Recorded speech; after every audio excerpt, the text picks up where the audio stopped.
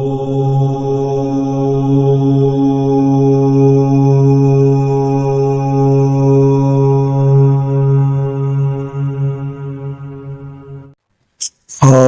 विश्वानुदेव सवितर्दुर्तान परासो यद भद्रम तन्नयासो।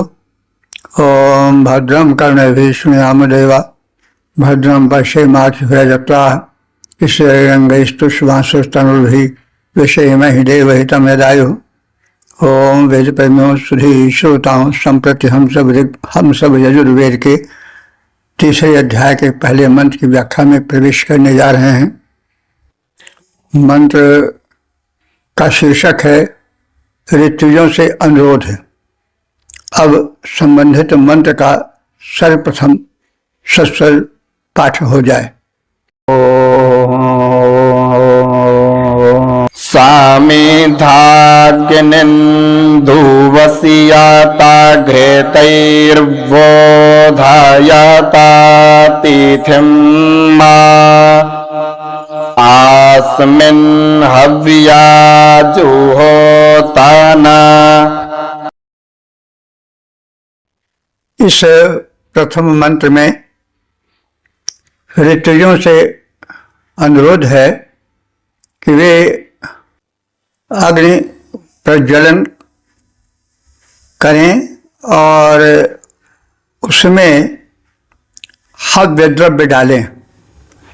तो ऋतुज आप सब जानते हैं पुरोहित हैं जो कि यज्ञ क्रिया संपादन कराते हैं, और ऋतुज इसलिए हैं कि ऋतु के अनुसार यज्ञ क्रियाएं कराते हैं।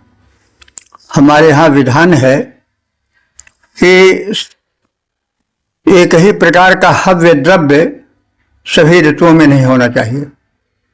जैसे मनुष्यों के आहार के विषय में एक निश्चित नियम निर्धारित है कि किस ऋतु में क्या आहार होना चाहिए, सभी ऋतुओं में एक ही प्रकार का आहार नहीं होना चाहिए, आदि आदि। उसी प्रकार से यज्ञ क्रिया में भी यह सुनिश्चित है कि जो पुरोधागण हैं, ऋतुज हैं, और ऋतु के अनुसार आहुतियों का निर्धारण करें, यानी किस ऋतु में किस प्रकार की आहुति डाली जाए। तो ऋतुक गणों को संबोधित करते हुए कहा जा रहा है कि हे ऋतुक गण, समिधा अग्निम द्वोष्यति, समिधा से अग्नि की सेवा करो, अर्थात अग्नि का प्रज्वलन करो। समिधा आप सब जानते हैं, काष्ठ आदि वे सामग्रियां जो कि यज्ञ वेदी में अग्नि को प्रज्वलित करती हैं, जिसके पश्चात उसमें आहुति डाली जाती है, तो वो समिध है या समिधा है। तो हे ऋतुजों, तुम सर्वप्रथम यज्ञ वेदी में समिधा के माध्यम से अग्नि का प्रज्वलन करो। घृतैः बोधयत्,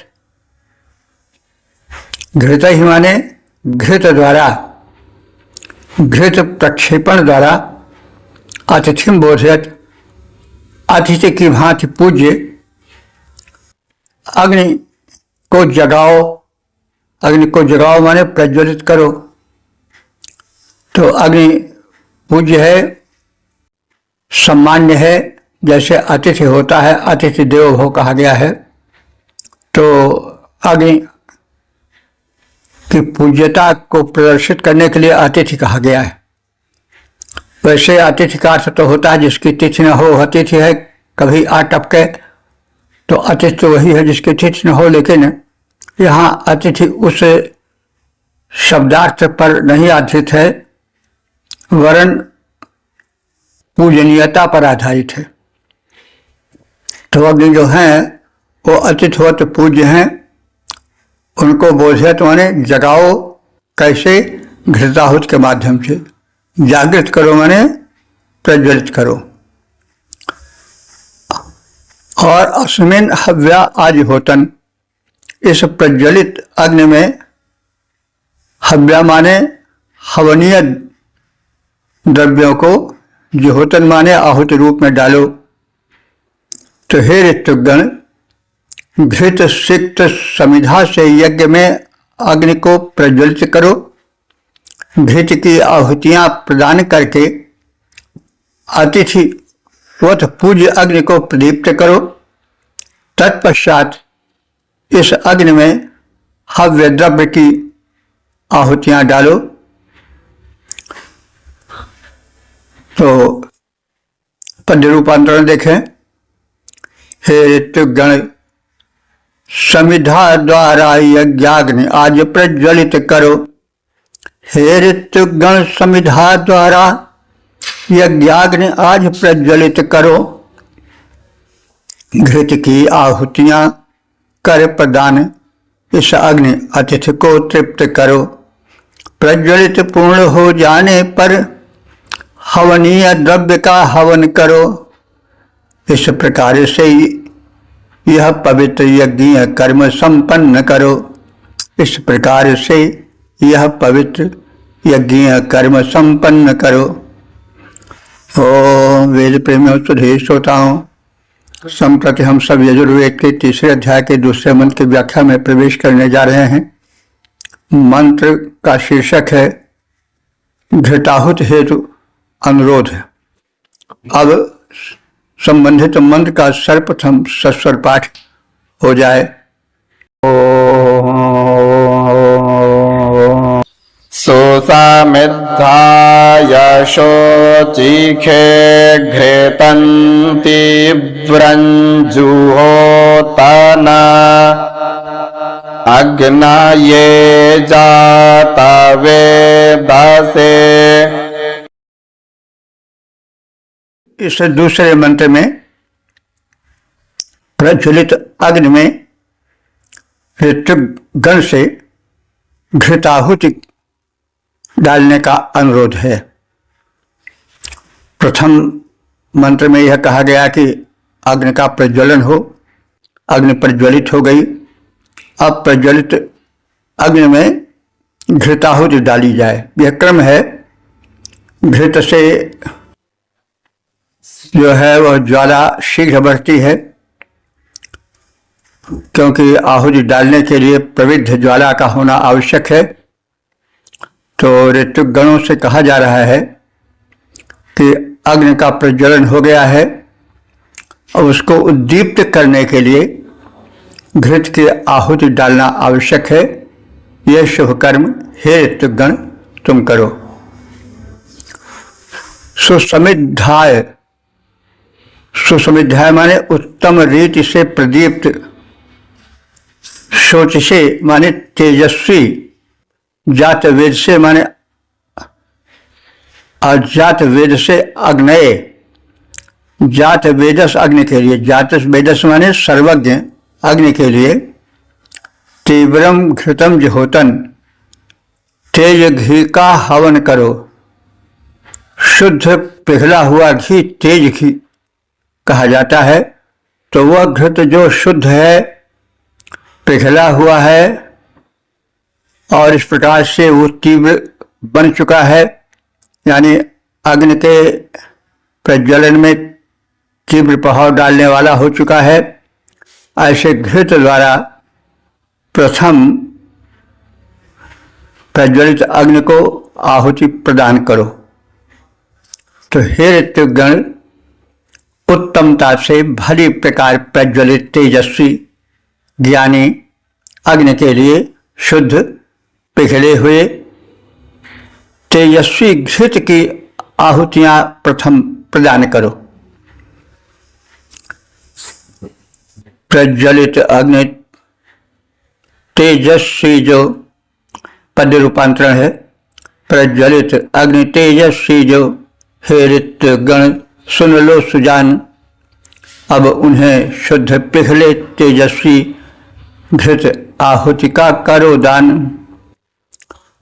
ओम वेद प्रेमियों, सुधीर श्रोताओं, संप्रति हम सब यजुर्वेद के तीसरे अध्याय के तीसरे मंत्र की व्याख्या में प्रवेश करने जा रहे हैं। शीर्षक है अग्निदेव से प्रार्थना। अब संबंधित मंत्र का सर्वप्रथम सस्वर पाठ हो जाए।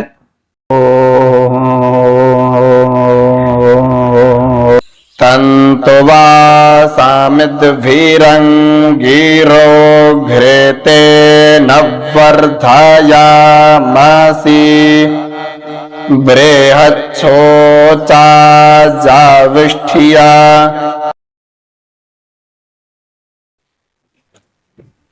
इस तीसरे मंत्र में अग्निदेव से कुछ अधिक प्रज्वलित होने का निवेदन है ताकि विधिवत आहुति प्रक्षेपण हो सके। अग्निदेव से सामीप्य का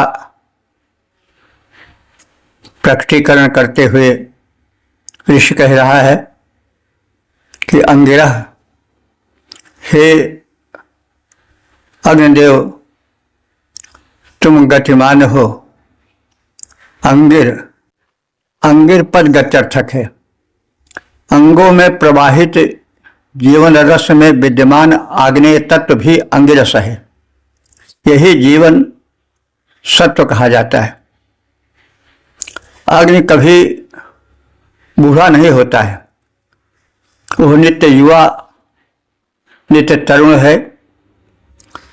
अग्नि उपासक जन इसका ध्यान कर स्वयं में नित्य तारुण्य का अनुभवन करें।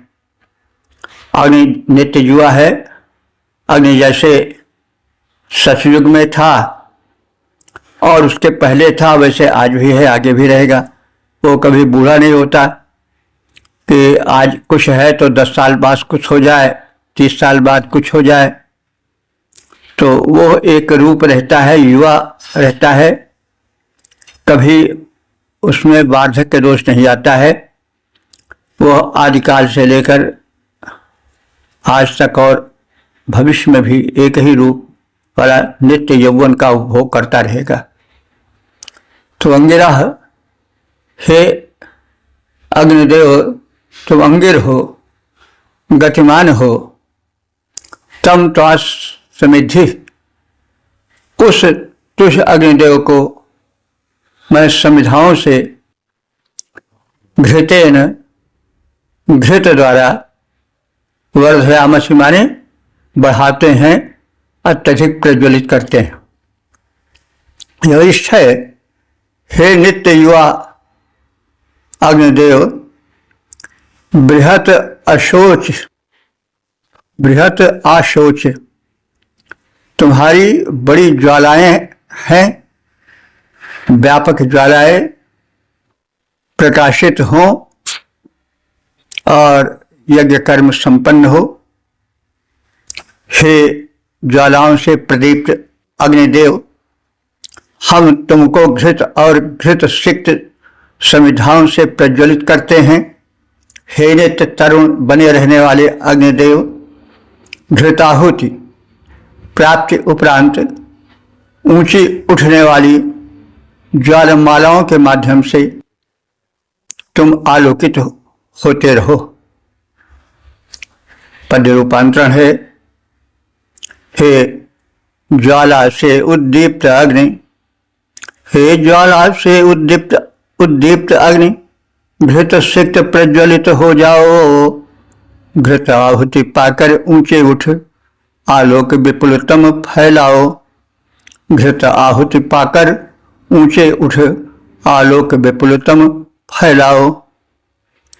ओम। वेद प्रेमियों, सुधी श्रोताओं, संप्रति हम सब यजुर्वेद के तीसरे अध्याय के चौथे मंत्र की व्याख्या में प्रवेश करने जा रहे हैं। मंत्र का शीर्षक है समिधा स्वीकार करने हेतु प्रार्थना।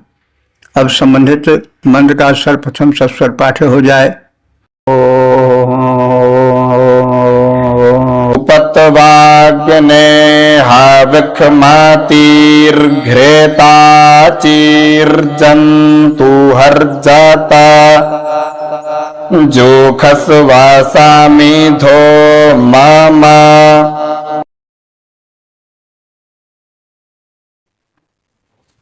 इस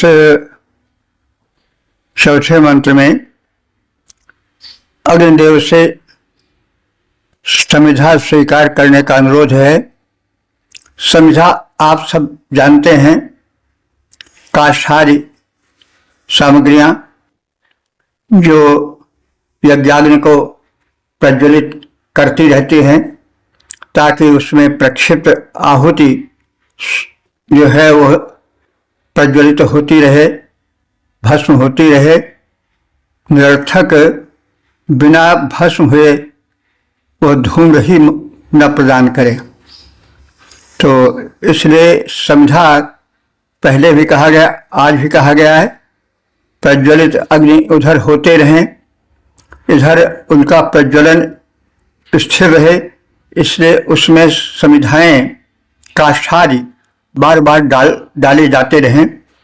इस स्थिति का बोध इसमें कराया गया है। अग्नि, हे अग्निदेव, हवि घृताची, हविष्मति घृताची, हविष्यान्न युक्त घृत सिक्त समिधाएं त्वा उपयंतु तुझे प्राप्त हों। यानी हम सब यज्ञकर्ता और यजमान हविष्यान्न से युक्त घृत से सनी हुई समिधाएं प्रस्तुत कर रहे हैं। यह शीघ्र ही प्रज्वलित होती रहती हैं, प्रज्वलन को प्राप्त होती हैं, और ऐसी समिधाएं जो घृत सिक्त हैं वे त्वा उपयंतु तुझको प्राप्त हो जाएं। हरियत, हे कांत युक्त अग्निदेव, मम समिधा जुषस्व, मेरे द्वारा प्रदत्त समिधाओं का सेवन करो। जुषस्व माने सेवन करो, तो मम समिधा जुषस्व, मेरी समिधाओं का सेवन करो, यानी मैं समिधा समर्पित कर रहा हूँ, उसका सेवन करो, उसका प्रज्वलन हो और हव्य कृत्य शीघ्र ही संपन्न हो, सकुशल विधिवत संपन्न होता चले। हे अग्निदेव, तुमको हव्य द्रव्य और घृत सिक्त समिधाओं की प्राप्ति निरंतर होती रहे। हे दीप्तिमान अग्निदेव, हमारे द्वारा समर्पित समिधाएं स्वीकार करो। हव्य द्रव्य घृत सिक्त समिध सब सदा तुम्हें मिलते जाएं। हे अग्निदेव, पद रूपांतरण है, हे अग्निदेव, हव्य द्रव्य घृत सिक्त समिध सब सदा तुम्हें मिलते जाएं, मेरी समिधा स्वीकार करो। हे दीप्त देवता, मन भाए।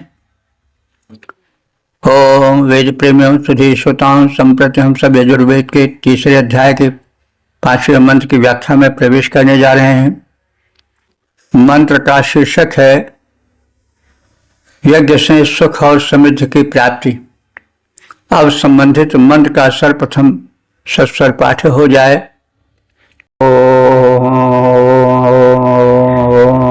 भूर्भुवः स्वर्द्यौरिवा भूम्ना पृथिवी भव्वारिम्णा तस्यास्ते पृथिवी देवाय जानि पृष्ठेऽग्नि मन्ना दमन्नाद्याय दधे।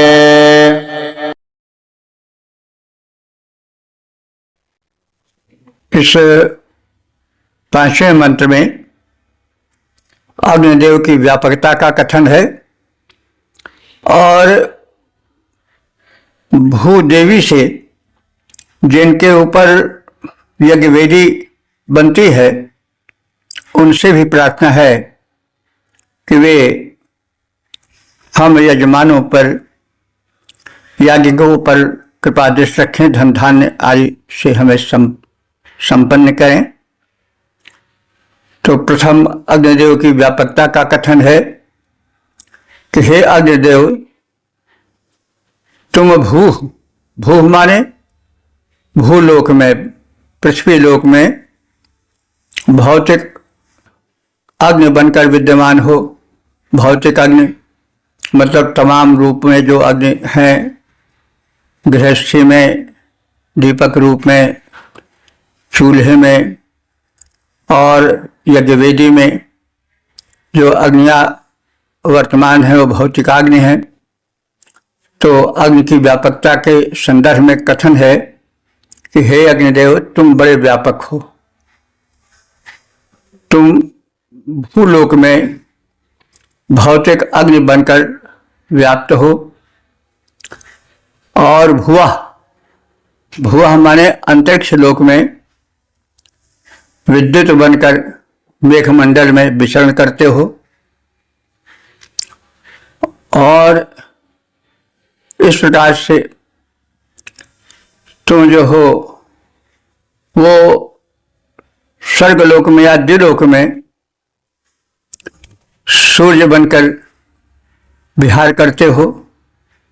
तुम्हारी व्याप्ति त्रिलोक में दृष्टिगत है। तो इस प्रकार से प्रथम अग्नि की व्यापकता का कथन हुआ। उसके पश्चात पृथ्वी देवी से निवेदन किया जा रहा है कि हे पृथ्वी, हे देवी पृथ्वी, तुम्हारे ऊपर जो है वो तुम्हारी पीठ पर जो है वह यज्ञवेदी स्थापित है। अन्न आधाय उसमें हविष्यान्न डाला जाता है अग्नि के प्रज्वलित होने पर, लेकिन यज्ञवेदी जिससे कि यज्ञ का शुभ कर्म संपादित होता है वो तो तुम्हारी ही कोख में या तुम्हारी पीठ पर है। अन्नादम अग्निम आदधे, अन्न भक्षक अग्नि की मैं स्थापना करता हूँ यज्ञवेदी में और भूदेवी से प्रार्थना करता हूँ कि देव एव विशाल द्विलोक की भांति दिव्य लोक के समान ही वरिम्रा पृथ्वी, हमारे लिए यह पृथ्वी भी आश्रयदाता वरिम्रा आश्रयदाता बने एवं हमें समृद्ध बनावे। तो हे अग्निदेव, तुम भूलोक में भौतिक अग्नि रूप में विद्यमान हो। भाव विस्तार किया जा रहा है। हे अग्निदेव, तुम भूलोक में तो भौतिक अग्नि रूप में विद्यमान हो, अंतरिक्ष लोक में मेघमंडल में चमकने वाली विद्युत रूप में तुम्हारा विहार है एवं द्विलोक में सूर्य बनकर तुम चमक रहे हो। इस प्रकार से तुम्हारा प्रसार त्रिलोक मध्य द्रष्टव्य है, देखा जाता है। इसके पश्चात पृथ्वी देवी से अनुनय किया जा रहा है। उनकी महत्ता का कथन प्रथम किया जा रहा है कि देवों के निमित्त यज्ञ हेतु उत्तम स्थान प्रदान करने वाली, हे देवों के निमित्त यज्ञ हेतु उत्तम स्थान प्रदान करने वाली पृथ्वी देवी, तुम देवों को हवि प्रदान करने के लिए स्थान देती हो।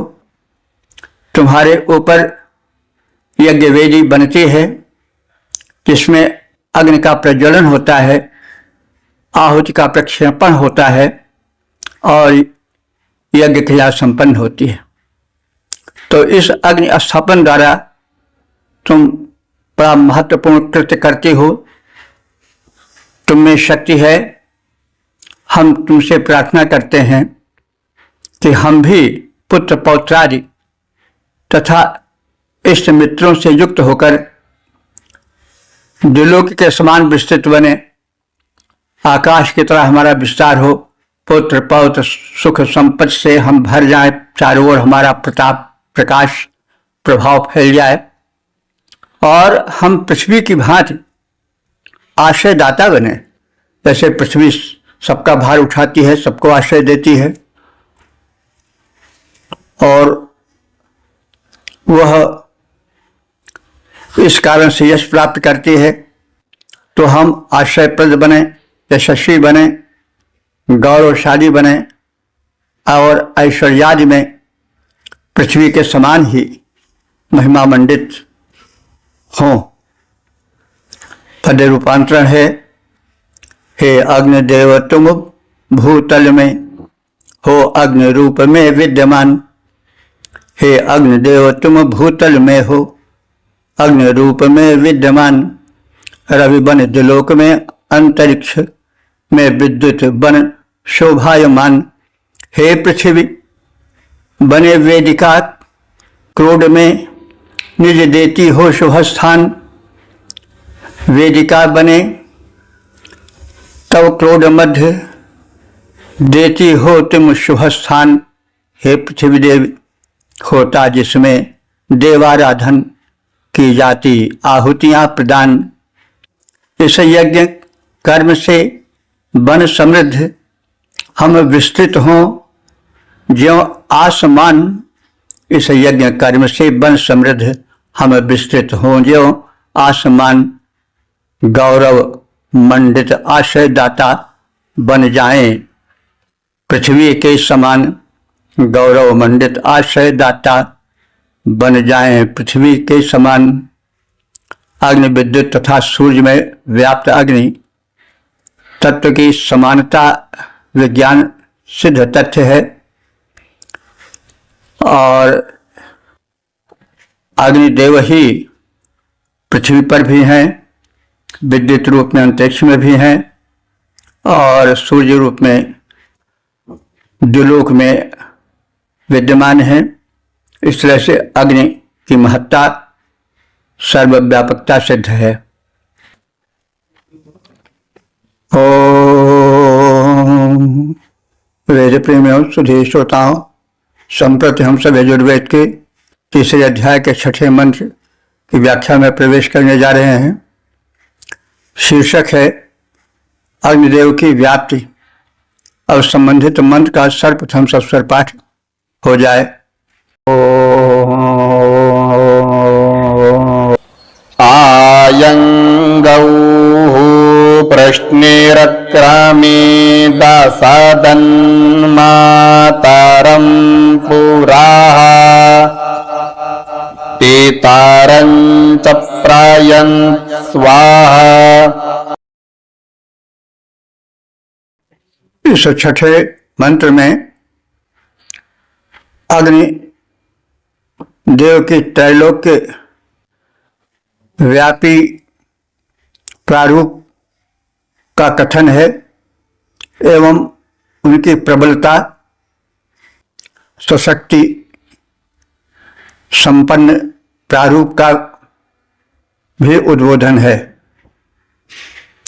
अयम अग्नि, यह अग्नि गौ है, तो यहां पर गौ का अर्थ गाय नहीं होगा। गौ का मूल अर्थ यहां पर दिया गया है। जैसे हम समय समय पर कहते आए हैं कि वेद संसार की सबसे प्राचीन भाषा है और संस्कृत में शब्दों को उनके गुण के हिसाब से गढ़ा गया है। तो एक वस्तु में जो गुण है वह दूसरी वस्तु में भी हो सकता है। तो इसलिए जिस वस्तु में जिस चीज की अधिक व्याप्ति थी उसके आधार पर नाम रूढ़ कर दिया गया। गाय गमनशील है, आज की तरह बिल्कुल खूंटे से बांधी नहीं रहती थी, व्यापक चारागाह था, छुट्टी रहती थी गायें, गमनशील होती थी, चरती थी, फिर सायंकाल पुनः आ जाती थी। तो इसलिए उनको गमनशीलता के गुण के कारण गौ कहा गया। तो जो गमनशील है वह गौ है। तो यहां पर गौ शब्द रूढ़ नहीं हुआ है, अग्नि के लिए हुआ है, क्योंकि अग्नि भी गमनशील है, चारों ओर है, धरती पर भी है और अंतरिक्ष में भी है, और अंतरिक्ष के ऊपर द्युलोक में भी, जिसको हम स्पेस कहते हैं, जहां पर सूर्य आदि प्रबल प्रचंड तारक मंडल हैं, ग्रह नक्षत्र हैं, तो वहां भी अग्नि है।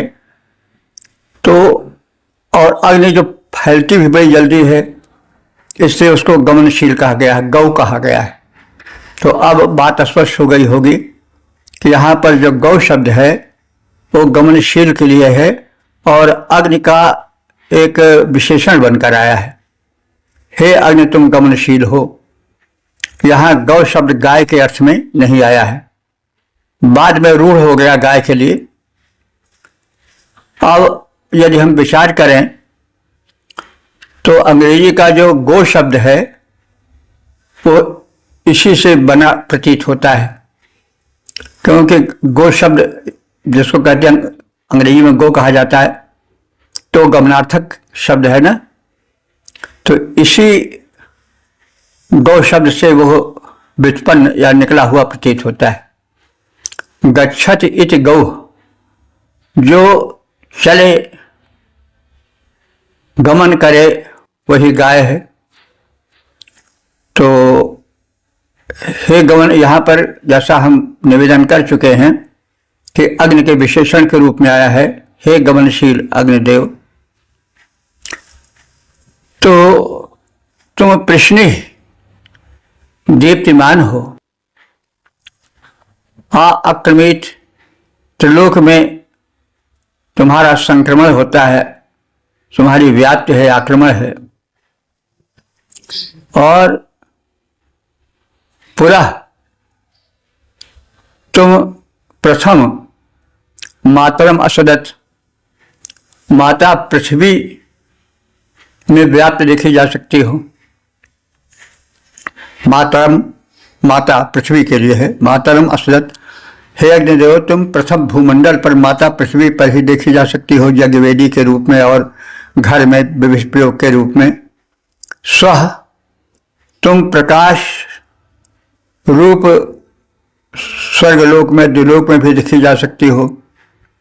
तुम अंतरिक्ष लोक में भी विद्युत रूप में देखी जा सकती हो। और इस प्रकार से तुम्हारी पहुंच तीनों लोकों में है। तो यह अग्नि गतिशील है, प्रदीप्त है, बहुरंगी दीप्तियों से युक्त है। यह अग्नि विविध रूपों में त्रिलोक में आक्रमण कर वहां छा जाने वाला है। यज्ञाग्नि में, यज्ञवेदी में हम इसे देख सकते हैं और गृहस्थी में तरह तरह से इसका दर्शन कर सकते हैं। और यह अंतरिक्ष लोक में विद्युत रूप में, आकाश में सूर्य आदि चमकीले नक्षत्रों के रूप में इस अग्नि की व्याप्ति देखी जा सकती है। पृथ्वी माता है, यज्ञवेदी रूपी क्रोड में यज्ञाग्नि रूप में प्रतिष्ठित हुआ यह अग्नि अपने प्रकाश से प्रथम सूर्य किरण के माध्यम से द्युलोक रूपी पिता के पास पहुंचता है। मध्य में स्थित अंतरिक्ष लोक में भी यह विद्युत रूप में अपने पराक्रम का प्रदर्शन करता है। इस प्रकार से यह अग्नि समर्थ है और त्रिलोक व्यापी है। तो यह अग्नि गतिशील है, बहुरंगी है। अग्नि के अनेक रूप हो जाते हैं और आप देखते हैं, अरे आग जलती है तो कभी कुछ धूमिल होती है, कभी लाल होती है, कभी बिल्कुल श्वेत हो जाती है। और अग्नि बहुरंगी है, यानी उसकी दीप्तियां बहुत रूप में रंगी बिरंगी देखी जा सकती हैं। वो त्रिलोक व्यापी है और वह सर्वत्र मानव के प्राणी मात्र के कल्याण में निरत है। पद रूपांतरण देखें। गतिशील अग्नि तीनों लोकों में व्याप्त स्विक्रम दिखलाता, यह अग्नि रूप में भू पर विद्युत बन घन में है छा जाता। पृथ्वी माता की गोदी से चढ़ पिता द्युलोक मध्य आता। रवि में इसका ही तेज पुंज, विद्युत में यही ही मुस्काता। तो इस प्रकार से अग्नि की व्याप्ति का वैज्ञानिक और विस्तृत प्रारूप दिखाया गया है इस मंत्र में। तो वेद प्रेमियों सुधी श्रोताओं, संप्रति हम सब यजुर्वेद के तीसरे अध्याय के 7वें मंत्र की व्याख्या में प्रवेश करने जा रहे हैं। मंत्र का शीर्षक है अग्निदेव की महत्ता। अब संबंधित मंत्र का सर्वप्रथम सस्वर पाठ हो जाए।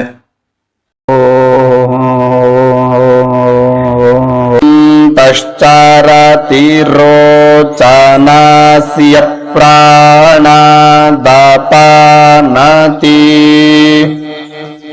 व्यखियन्माहिखो दिवं मा।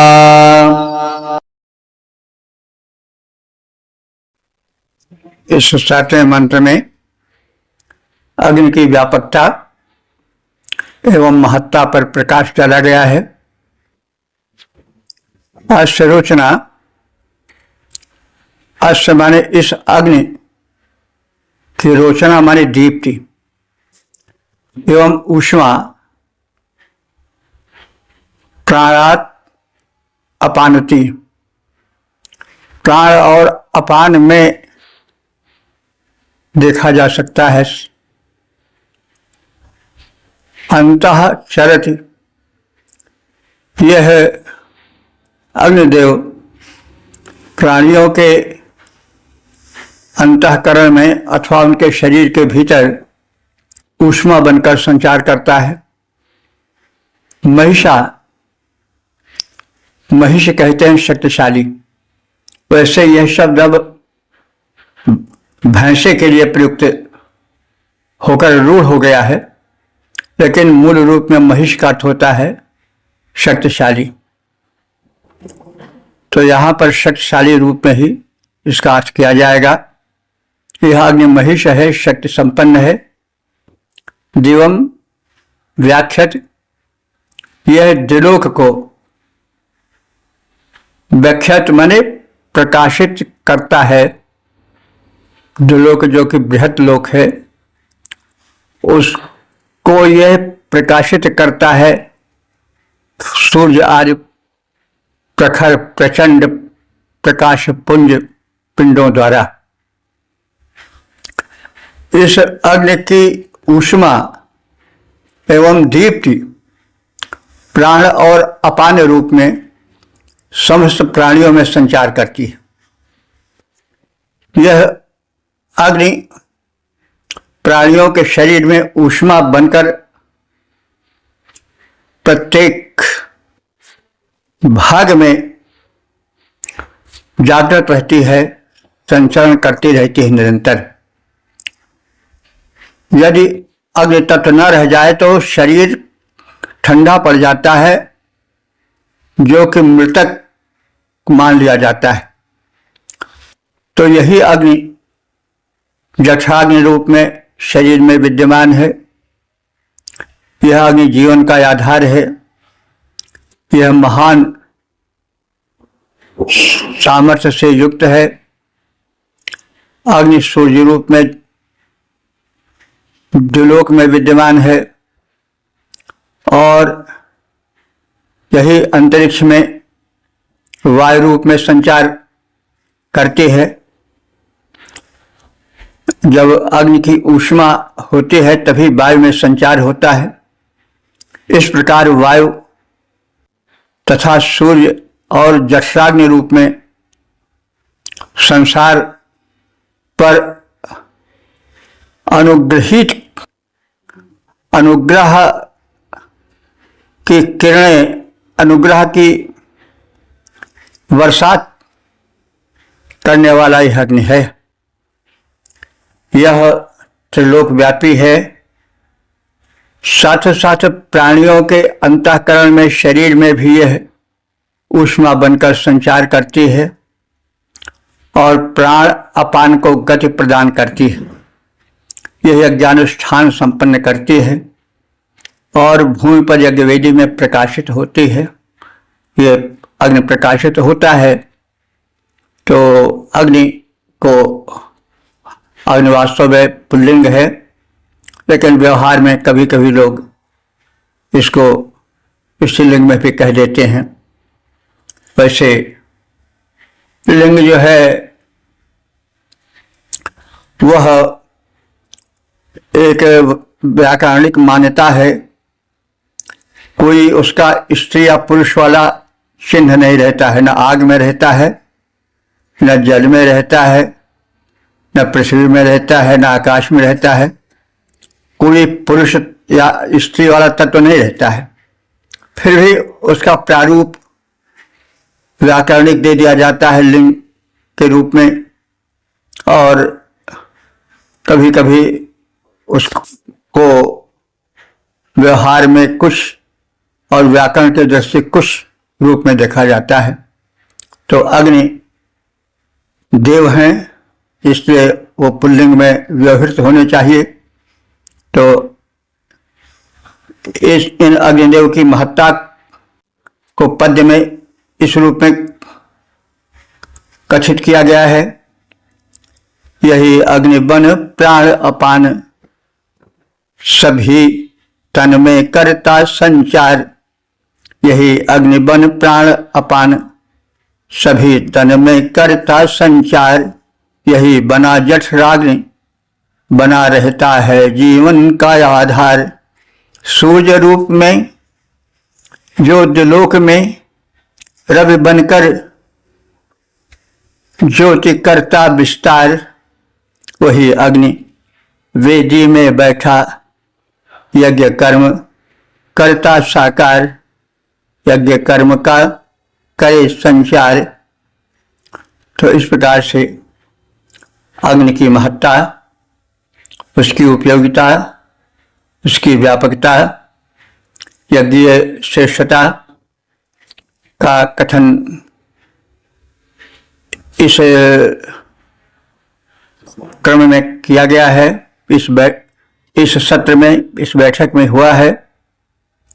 तो हम लोग इस सत्र में 7 मंत्रों की व्याख्या सुने हैं। अब उनका संक्षिप्त परिचय भी जान लें। मंत्र संख्या 66-67 में याजकों से अनुरोध किया गया है कि वे घृताहुति द्वारा अग्नि प्रज्वलन का पुण्य कृत्य संपन्न करें। और 59 संख्यक मंत्र में अग्निदेव वेदी में प्रज्वलित हों, समिध के माध्यम से उनका प्रज्वलन और तीव्र हो, ताकि यज्ञ कर्म और अधिक सुचारू रूप से संपन्न हो सके। यह कथन है। 69वें मंत्र में अग्निदेव से समिधा स्वीकार हेतु प्रार्थना की गई है कि जो काष्ठ रूप में, घृतादि रूप में उनके प्रज्वलन की सामग्री प्रस्तुत की जा रही है, उसको वो स्वीकार करें, क्योंकि अग्नि देवता हैं, वे जड़ नहीं हैं, चैतन्य है। और मंत्र संख्या 70 में अग्निदेव की व्यापक व्याप्ति का कथन एवं यज्ञ के माध्यम से समृद्धि की कामना की गई है। 71 संख्यक मंत्र में त्रैलोक्य व्यापी अग्निदेव की महत्ता का कथन है। मंत्र संख्या 72 में अग्नि का प्राणियों में जठराग्नि आदि रूप में व्याप्ति दिखाई गई है। शरीर में प्राणियों के अग्नि जीवन संचार के प्रमुख साधन हैं, इसका कथन है। इस रूप में अग्नि की महत्ता, व्यापकता आदि का कथन प्रदर्शन इन मंत्रों में किया गया है, जिसका संक्षिप्त प्रारूप हमने रखने की चेष्टा की है। तो अग्नि तत्व को जागृत रखें। अग्नि तत्व के जागृत न रहने से बड़ा अनर्थ होता है। आजकल लोग जठराग्नि के मंद होने से बहुत पीड़ित हैं, और जठराग्नि जब मंद होती है तो तमाम रोग आते हैं, गैसेस बनते हैं, अन्न पचता नहीं है, तरह तरह से कष्ट मिलता है, उदर के रोग बढ़ते हैं। तो अग्नि तत्व जब क्षीण होने लगता है तब शरीर में बुढ़ापा और रोग का एक साथ आक्रमण होने लग जाता है। अग्नि तत्व जब तक प्रदीप्त रहता है तब तक शरीर स्वस्थ, सुंदर, प्रकाशित प्रतीत होता है, आकर्षण भरा रहता है उसमें। अग्नि तत्व के क्षीण होने पर वह सिकुड़ने लगता है, झुर्रियां पड़ने लगती हैं, रोग शोक उदरामय आदि बढ़ने लगते हैं। इसलिए अग्नि की उपासना परम आवश्यक है। कुछ तो अवस्था का प्रभाव होता है, लेकिन हम जठराग्नि को अनुचित खाद्य के माध्यम से मंद करते हैं, अत्याचार करते हैं जठराग्नि के साथ, और भक्षाभक्ष के कारण मंदाग्नि का आक्रमण होता है और तरह तरह के रोग और उससे मिलने वाले कष्ट को भोगना पड़ता है मनुष्य को। इसलिए अग्नि की महत्ता समझें। उनको केवल यहीं तक न माने कि बस उनके जरिए आहुति डाली जाती है, यज्ञ संपन्न होता है। वो एक यज्ञ प्रयोजन के साधन है, यज्ञ कर्म संपन्न करने के एक साधन स्वरूप हैं। तो यहीं तक सीमित नहीं करना चाहिए। अग्नि की व्यापकता हमारे जीवन में सुख, स्वास्थ्य, वैभव, समृद्धि, ऊर्जा का संचार करती है। अग्नि ही से ऊर्जा संबंधित है। अग्नि तत्व जितना प्रबल रहता है, ऊर्जा का प्रारूप उतना ही निखरा हुआ प्रतीत होता है। तो इस प्रकार से अग्नि की महत्ता को हम पहचाने। यज्ञ के माध्यम से हम आहुति डालें अग्नि में, और उसी माध्यम से प्रदूषण हरण करें। जो शरीर में जठराग्नि है, ऊष्मा है, उसका संरक्षण करें। नेत्रों में अग्नि ही ज्योति रूप में है। अग्नि की व्यापकता के विषय में बहुत कुछ कहा गया है मंत्र में। तो अग्नि की शक्तिमत्ता को, उनकी व्यापकता को, उनकी उपयोगिता को समझकर हम व्यवहार करेंगे तो सुखी रहेंगे, संपन्न रहेंगे, समृद्ध रहेंगे, स्वस्थ रहेंगे। इस निवेदन के साथ ओम सर्वे भवन्तु सुखिनः, सर्वे सन्तु निरामयाः, सर्वे भद्राणि पश्यन्तु, मा कश्चित् दुःख भाग् भवेत्।